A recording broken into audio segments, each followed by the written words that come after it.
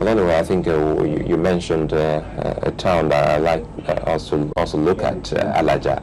You talk about the rail that has actually that will be coming down to Alaja, and we're talking about the raw materials for those that will be building the solar panels.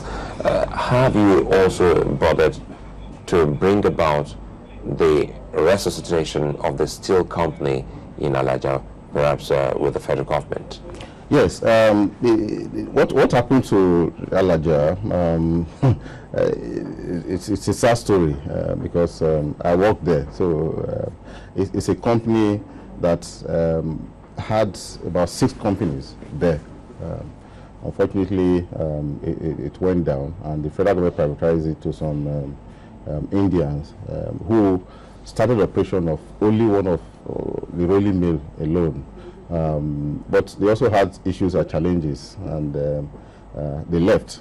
And I think it was handed over to AMCON. So AMCON took it over. They've been given back to the Indians now because I had a meeting with the man in charge of AMCON over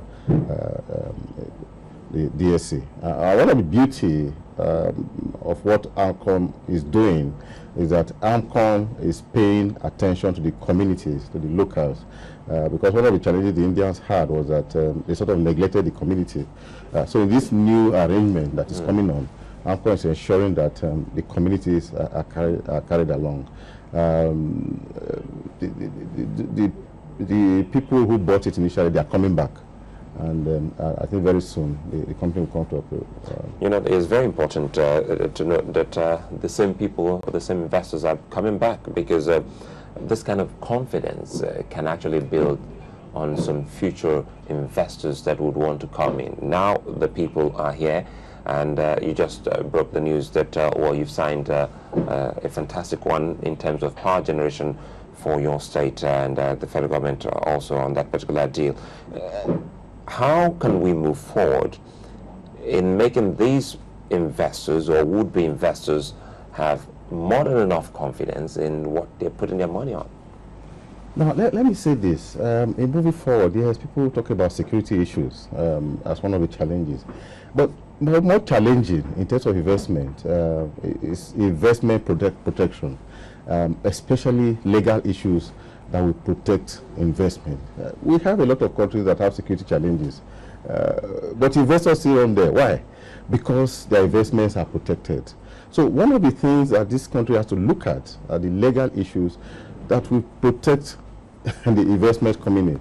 Because when the investments come in, what happens? And there are issues. A few weeks ago, I was in the UK. I was in the palace. Had a meeting with a group of us. Had a meeting with Prince Andrew, one of the sons of the Queen. You know, he's more into investments, concerned about investments for the. And he was wondering. We wondered why British investors are not coming to Nigeria. You know, in those days, it was mainly British investors. Now we have more of Chinese, Indians coming to Nigeria. They are virtually taking over the market, the investment market in Nigeria. And I think one of the issues he raised, which we think we should work on, is protection of the investments of their nationals. Where they come, yes, we say we are dealing with security challenges, but what of the legal issues? You sign an MOU or a document, is it legally binding at the end of the day?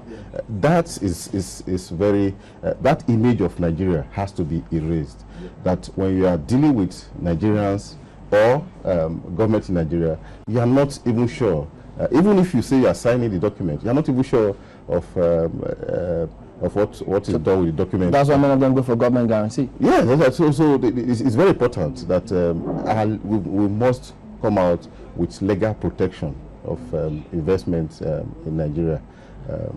That is one. Then, two, we must also be thinking of the market.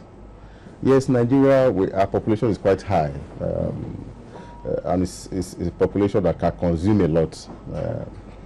But I think we should look beyond people consuming what we manufacture. We must also look at how we're able to enter other markets, especially African markets. I believe that Africa it's a very strategic area for consumption of manufactured goods. I know there are transport challenges. Moving from one African country to the other can be very challenging in terms of transportation. Sometimes you need to go to Europe before you get to an African countries. But I believe that now that a lot of African leaders are here in this forum, it will be one of the things that we discussed, the issue of transportation between African countries, so that goods and services can move between African countries instead of because if you say you are manufacturing a lot of things here, for instance, the European markets they would rather buy the things from their own area, or sometimes from we have the Chinese also invading. So the real market that is there is more on the African continent. You know, that was actually my talk with Paul Kagame yesterday.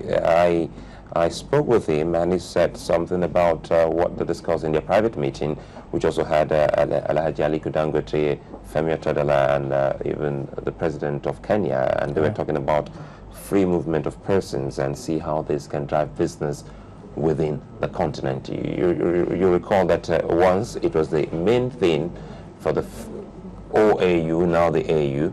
It looks to a lot of people that that hasn't been highlighted lately. Well, that's what I think we are talking about it. I believe that, and I do hope that as the leaders of the various countries, the continent come together, it will be a very major issue.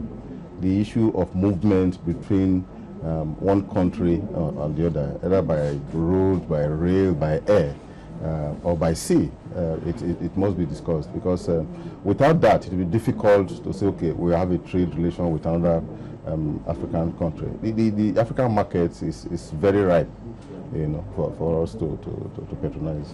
Sorry, a moment, Chamberlain. You mentioned transportation. I wanted to see how well it is doing in your state, because I remember then in the 80s, 70s and 80s, the old Bender state were number one when it comes to transportation with a transport service.